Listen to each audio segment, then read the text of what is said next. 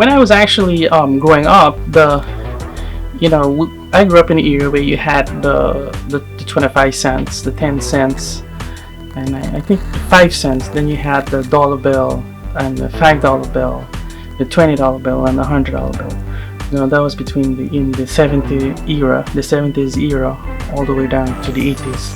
So it becomes very nostalgic to remember, especially the 25 cents, how it was used.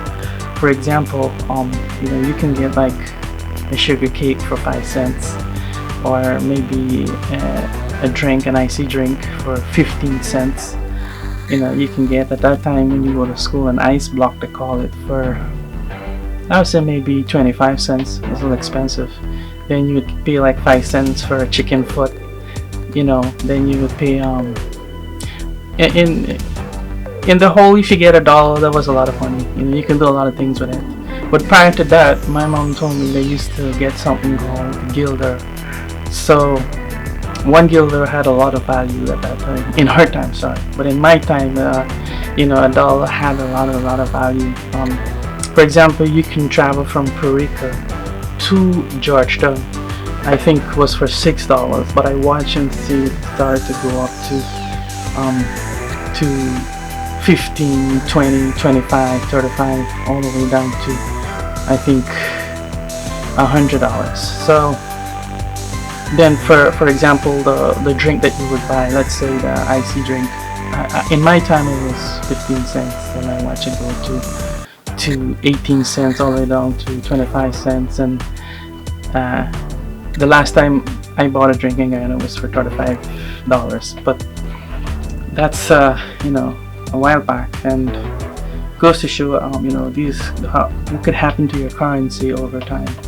When inflation takes over, these currencies become less valuable, and so they come out of circulation. But it's very nostalgic to look back at how these currencies were used back then. I was doing currency collection, and I have quite a few, like from the Philippines, from Trinidad and Tobago, from Saudi Arabia, from Venezuela, I think from Barbados, quite a few of them. And then I have some from Guyana as well, very interesting ones. Like for example, I have the $1 bill, the $5 bill, $10 bill, $20 bills, and $100 bills, and then I think the $5,000 bills. So I know over time that these currencies would become very interesting, especially as they start to fade out of circulation. Some currencies are very expensive to produce, like for example the Guyana $1, $5, and $10 eventually came out of circulation because it costs more than that to produce a dollar, because you had to use coins instead, which I suppose might be cheaper. But I kept them because over time they will not be there, and they become part of the collection as anyone else would. Like for example, do car collections and different things like that. So I did a little bit of currency collection, and it's very interesting. And one of the things about these currencies is that they're pretty much beautiful. Like if you look at I think the Canadian currency, especially the $20 bill, is especially beautiful.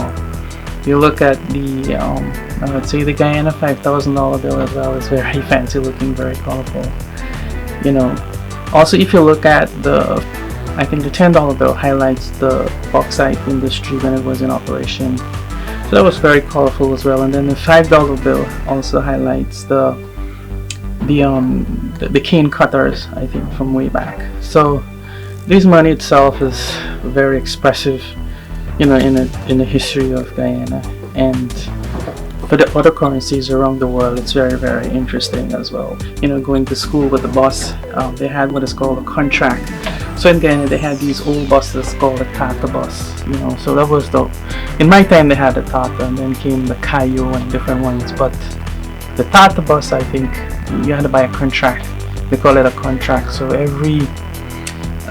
I think every week you would buy a contract and then head out to wherever you're going, what school you're going. But it's back those days in the 70s and the 80s, early 90s were very interesting times in Guyana. I think those were the glorious good times. But as time progresses and things change, those era just faded out. But I have the currencies, and I definitely show you these currencies, and if you have them, that's a good thing, But I don't know, these currencies, how you would get them, but I have a few.